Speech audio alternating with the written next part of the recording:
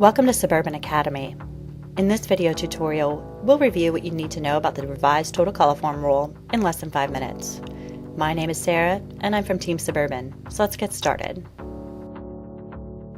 The revised total coliform rule will beef up the original total coliform rule EPA published in 1989.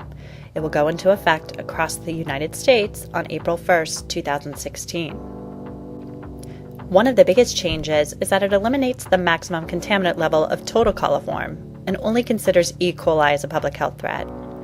Analytical results that yield a positive total coliform but negative E. coli will have to instead employ a treatment technique to solve potential issues in the distribution system that allow the coliforms to enter. Another change is to check samples. Instead of 4 checks for each positive, one positive sample now only yields 3 check samples. And the follow-ups for positive samples the next month are no longer required. In fact, all public water suppliers are now monthly, so there is no need for follow-ups. The revised total coliform rule eliminates fecal coliform and requires E. coli to be analyzed with the total coliform test. Not a huge change here because most environmental laboratories moved to that long ago. So, back to that total coliform MCL violation I spoke about earlier. It used to be that total coliform positives yielded a Tier 2 public notification and a violation. Not so with the revised rule. However, keep in mind labs are still required to notify you within 1 hour of your violation, and your notification to the department has not changed. So here's the public notification requirements. E. coli positive, the most serious, is of course a Tier 1. Tier 2 really belongs to those folks that had a total coliform positive E. coli negative but didn't perform the proper treatment assessment and didn't fix the problem, or for seasonal systems that don't follow procedure. Tier 3 is really still the reporting violation, and we want to avoid that at all costs.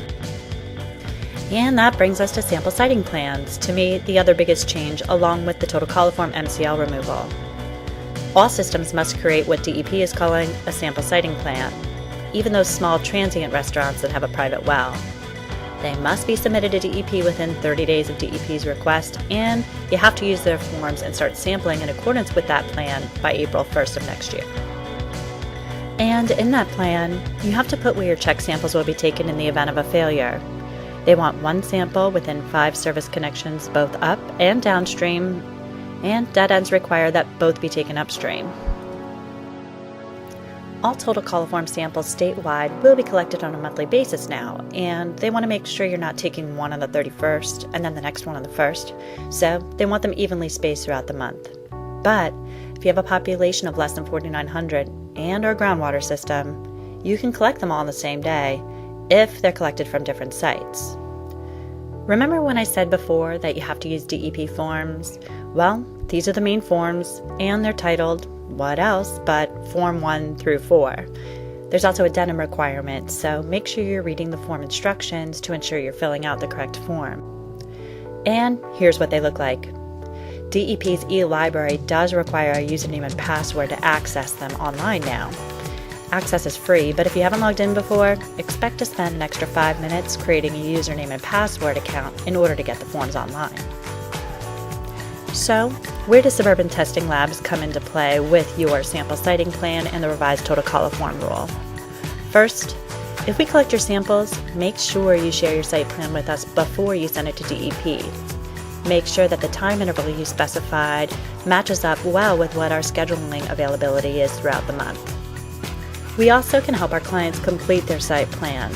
There's a small fee for that, so give us a call to find out what that is, and your pricing for next year may have gone up or down depending on what has changed with regard to your monitoring requirements. So give us a call to find that out as well if you haven't heard from us already. Here are some helpful websites, and most of these can be accessed by just simply Googling PADEP and the revised total coliform rule. This video is only meant to be a guide, so of course refer to the actual regulations for specific details. And whether you're a current client or not yet a client, don't hesitate to give our team a call and we'll be glad to answer any questions you may have.